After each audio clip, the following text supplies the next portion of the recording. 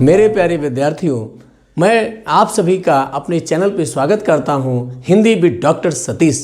मैं एक बात और बताना चाहता हूँ, अब आपको कहीं जाने की ज़रूरत नहीं है, किसी कोचिंग, किसी नोट्स की, किसी की आवश्यकता नहीं है। आप क्रमशः हम पढ़ाएंगे आपको। आज हम एकदम जड़ से शुरू कर रहे हैं कि हिंदी कहाँ से चली, फिर उसका साहित्य क्या है, फिर उसका क्रमशः हम पढ़ाएंगे। आपको कहीं छोड़ के जाने की जरूरत नहीं, केवल आपको बने रहना है हमारे अपने चैनल पर हिंदी विद डॉक्टर सतीश। आज टीजीटी, पीजीटी, नेट, स्लेट और केवीएस, एनवीएस आज तमाम प्रतियोगी परीक्षाओं, यहाँ तक कि आरओ, समीक्षा अधिकारी, दरोगा, एसआई वाला, इन सब में इस आज के टॉपिक से लगभग 5-7 क्वेश्चन आते ही आते हैं। मेरे प्यारे विद्यार्थियों, मैं आपको एक नए तरीके से पढ़ाना चाहता हूँ।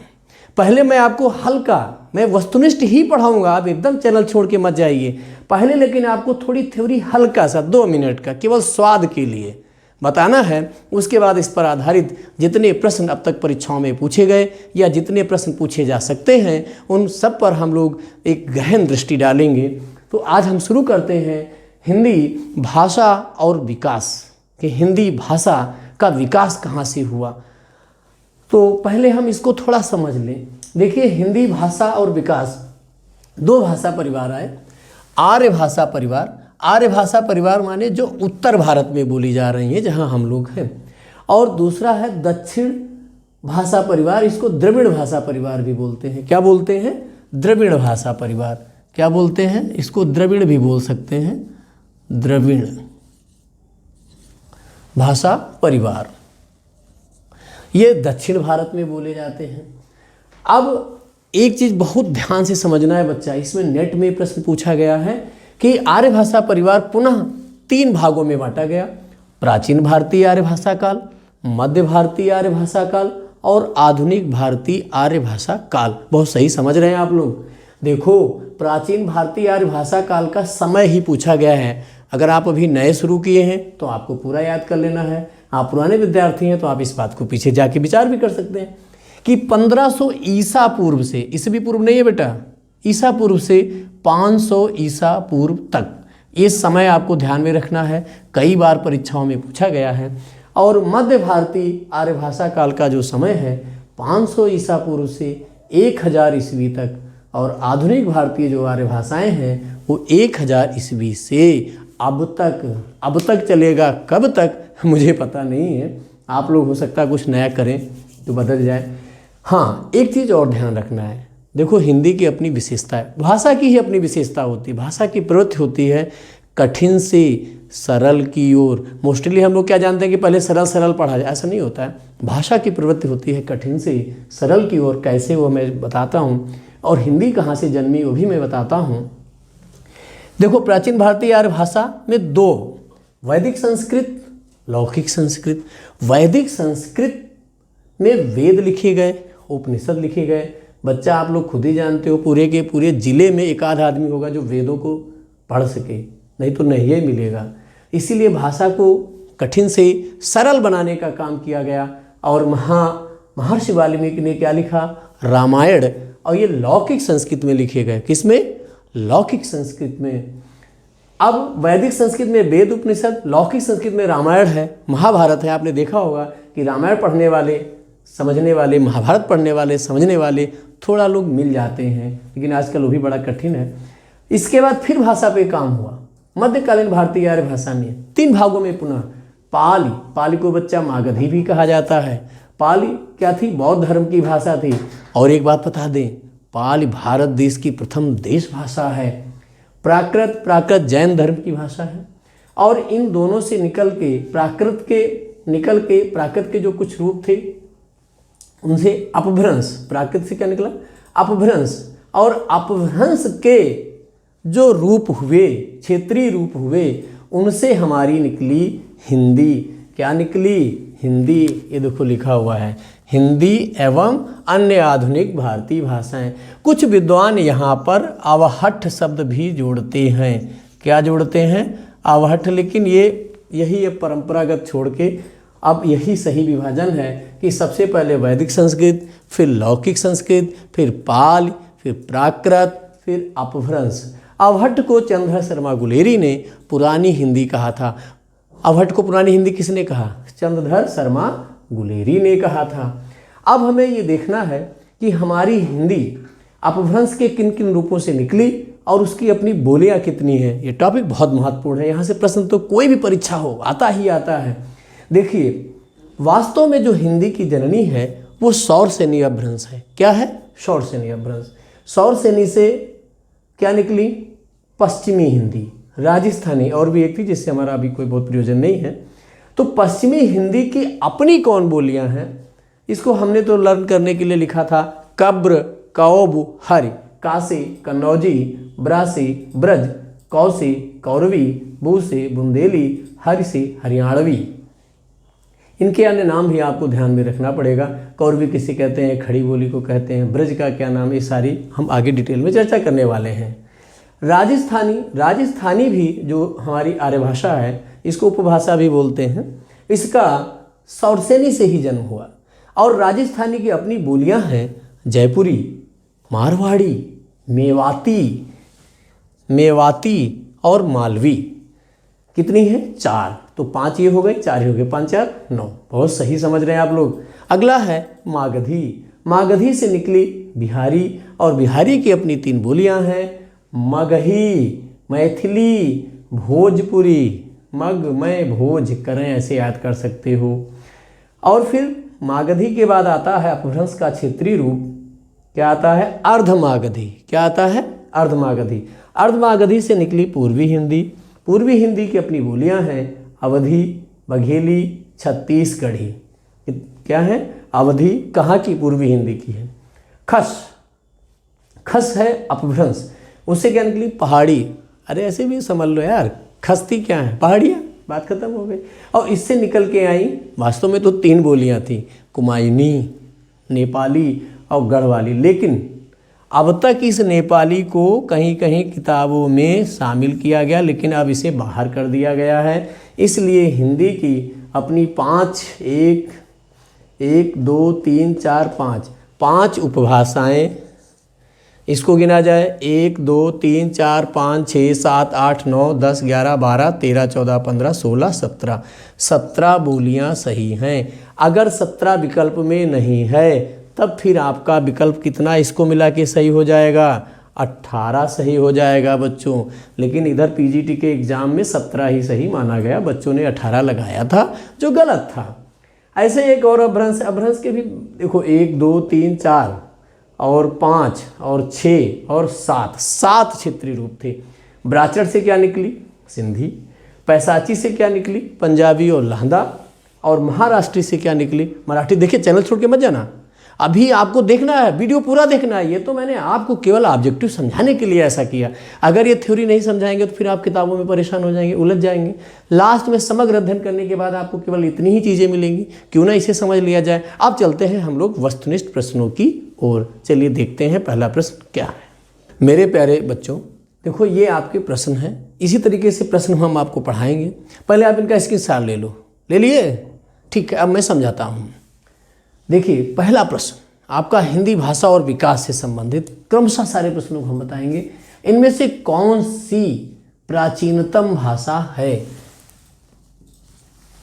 संस्कृत, प्राकृत, वैदिक संस्कृत, अपभ्रंश।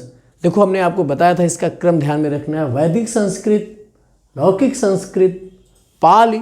तो उस समय आपको समझ में आ गया होगा कि सबसे पहले क्या आएगा? वैदिक संस्कृत। आपका विकल्प सी सही है बेटा।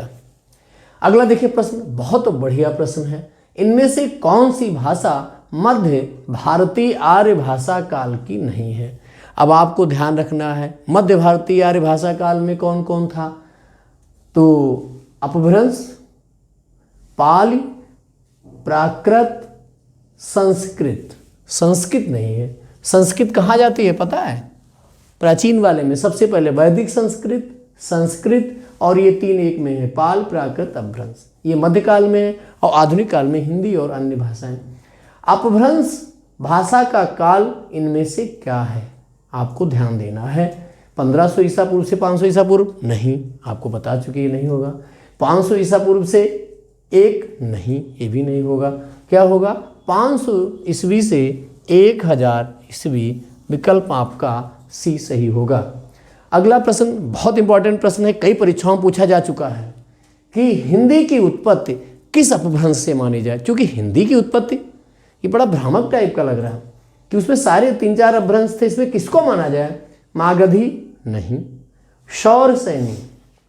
वास्तविक हिंदी की जो उत्पत्ति है वो शौरसेनी अपभ्रंश से हुई है। ब्राचर से तो सिंधी है और खस से पहाड़ी है। तो वास्तव में जो हिंदी की जननी, हिंदी की उत्पत्ति है वो शौरसेनी अपभ्रंश से है। इनमें से कौन सा नाम अपभ्रंश के लिए प्रयुक्त नहीं होता है? ठीक से समझो, बातें ना करो आपस में। अवहट होता है, अवहत होता है, देश भाषा होता है। अगर देसी भाषा लिखा होता वो भी सही था, लेकिन डिंगल मेरे प्यारे बच्चों ये इधर की भाषा ही नहीं है, ये कहाँ की है? आदिकाल की है, डिंगल और पिंगल। तो आपका प्रयुक्त नहीं होता है, तो फिर यही वाला विकल्प सही होगा। इनमें से कौन सी भाषा वियोगात्मक है? हाँ, पहले तो ये जान जाओ आप लोग कि वियोगात्मक क्या है और संयोगात्मक क्या है।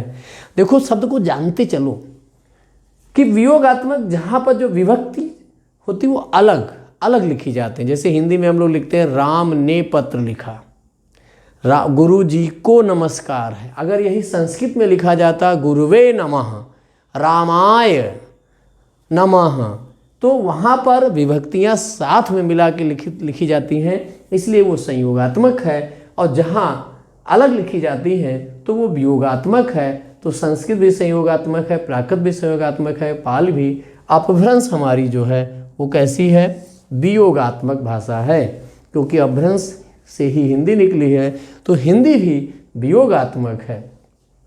हिंदी भाषा का प्रारंभ मोटे तौर पर कब माना जाए? हम बता चुके हैं आपको कि लगभग 1000 ईस्वी से ही हिंदी को माना जाए। 1500 नहीं, 500 नहीं, 1800 नहीं, 1000 ईस्वी सही। इसलिए यही आपका विकल्प सही होगा।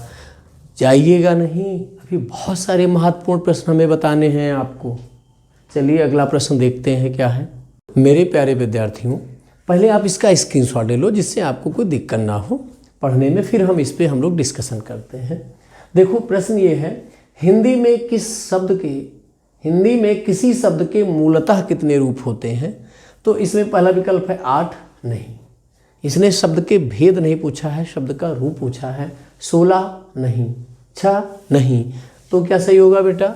डी ऑप्शन आपका सही है। 2 कौन से होते हैं पता है? विकारी और अविकारी। कौन कौन से होते हैं? विकारी और अविकारी। हिंदी के अंतर्गत कुल कितनी बोलियां हैं? वही प्रश्न जो मैं बार बार समझा रहा था कि इसमें ध्यान रखना।